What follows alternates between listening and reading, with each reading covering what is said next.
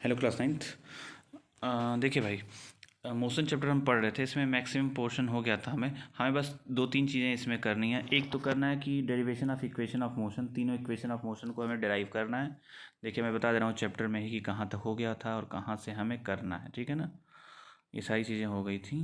हम जो है अ, या ये भी हो गया था, ये ग्राफ भी हो गया था, ये भी हो गया था। ये 8.5 वी हैव टू डिस्कस। ये करना है हमें, equation of motion by graphical method. Equation of motion जो तीन है उनको ग्राफिकल मेथड से बनाना, डेराइव करना है। And then we will discuss what कि यूनिफॉर्म सर्कुलर मोशन। पहले तो सर्कुलर मोशन देखें, फिर यूनिफॉर्मिटी नॉन यूनिफॉर्मिटी उस पर देखेंगे। नॉन यूनिफॉर्मिटी और यूनिफॉर्मिटी उस सर्कुलर मोशन में विल सी। तो दो broadly we have to discuss only two topics, that is equation of motion by graphical method and second is what uniform circular motion.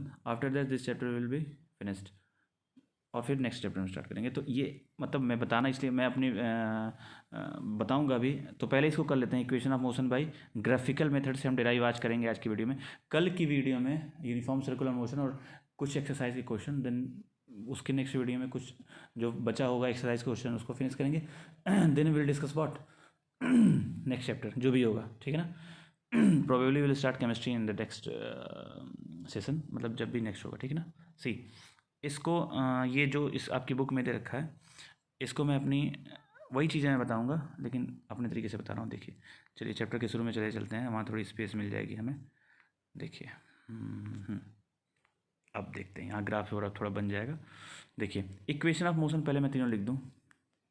First one is v is equal u plus a t. Second one is equal s is equal u t plus half a t square. And third one is equal v square is equal u square plus 2as। यही तीन equation में derive करना है। v is final velocity, e is initial velocity, acceleration t time, s is distance covered, u is initial velocity, t is time, half is constant, h acceleration, t is time. v is final velocity, u is initial velocity, 2 is constant, a is acceleration, s is what distance covered, ठीक है ना। तो ये चीज़ें हमें derive करनी है, ठीक है। देखिए अब ग्राफ एक बनाते हैं हम। देखिए अगर ये मैंने ग्राफ बनाया, ये x एक्सिस है, ये y एक्सिस है, ठीक है ना। ये एक्सिस है, y एक्सिस है। y एक्सिस पे मान लो हम वेलोसिटी रिप्रेजेंट करते हैं, इस पे वेलोसिटी हम रिप्रेजेंट करते हैं, और इस वाले एक्सिस पे टाइम t, ठीक है ना। इस पे आपसे बनाता हूँ मैं,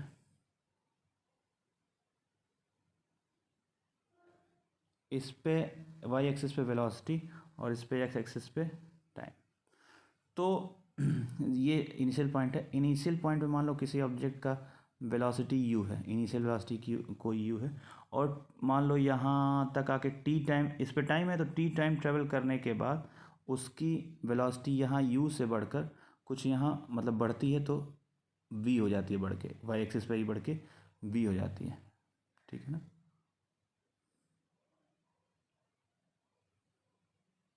तो कुल मिला के क्या हुआ, ये ग्राफ हमारे पास तैयार हुआ।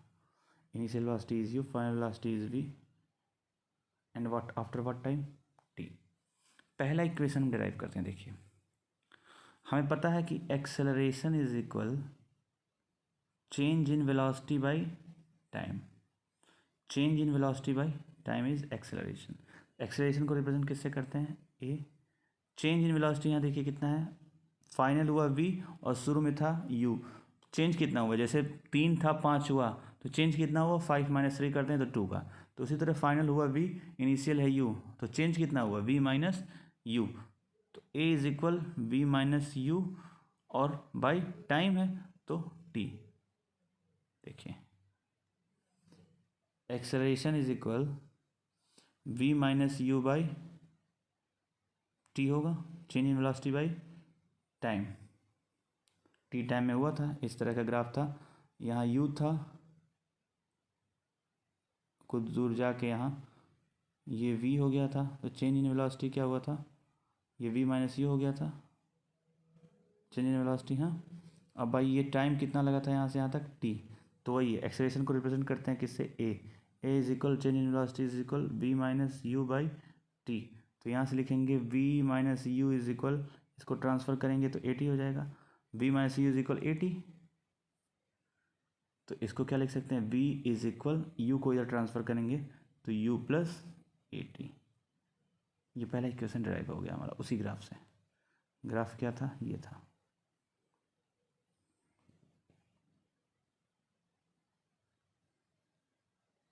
ये u था, यहाँ v तक पहुँचा था, ये v था, और ये कितने टाइम में हो रहा था, t टाइम में। तो चेंज क्या होता, v था, v पहुँचा था u से, तो v minus you change in velocity, और कितने टाइम में, t टाइम में।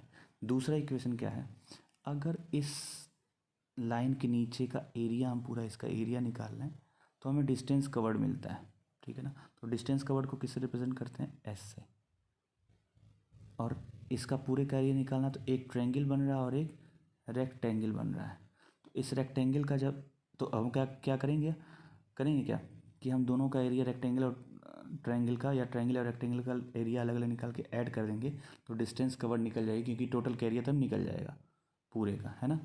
अब देखिए इस रेक्टेंगल का एरिया हमें निकालना, इसका, ये रेक्टेंगल, तो इसकी लेंथ कितनी है, ये वाली u है ना, ये इनिशियल वेलोसिटी u ही तो है, तो ये लेंथ u हो गई u, और इसकी लेंथ क्या है, t हो गया। यानी कि इस रेक्टेंगल का एरिया निकल गया, इसकी लेंथ u है और इसकी लेंथ t है, तो ut निकल गया। अब इस ट्रायंगल का निकालना है, तो इसमें क्या होता है, हाफ, है ना, परपेंडिकुलर इनटू बेस। तो बेस इसको मान लो मैं, इसको, ये वाली लाइन, इसको लाइन, इसकी लेंथ कितनी है, टी।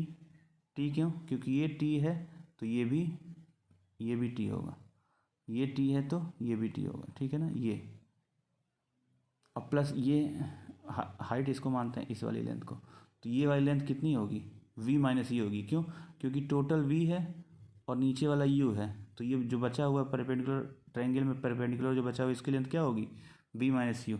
तो t into what, v minus u, ऐसे करेंगे या ऐसे लिखते हैं, फिर से लिखता हूँ फिर, s is equal u t था plus half into t into v minus u, यही आया था, ठीक है ना।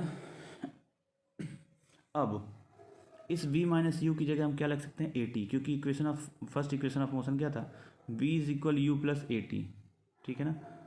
तो u इधर जब ट्रांसफर करेंगे तो v minus you is equal A T हो जाएगा। यानी कि इस v माइनस यू की जगह हम क्या रख सकते हैं, A T.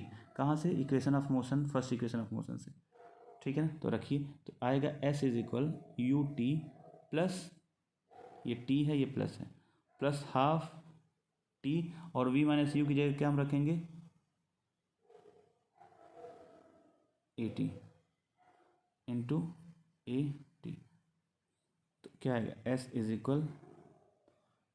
Equal what, you t plus half, ये a इधर कर लीजिए, और ये t और t मिलके टी स्क्वायर हो गया। ये दूसरा इक्वेशन हमारा डिराइव हो गया, yes is equal u t plus half a t square. उसी सेम ग्राफ से दोनों इक्वेशन हमने ड्राइव किया है, ठीक है ना। अब तीसरा इक्वेशन कल हम ड्राइव करेंगे और फिर आगे प्रोसीड करेंगे यूनिफॉर्म सर्कुलर मोशन। कोई डाउट हो तो प्लीज़ आस्क। Thank you.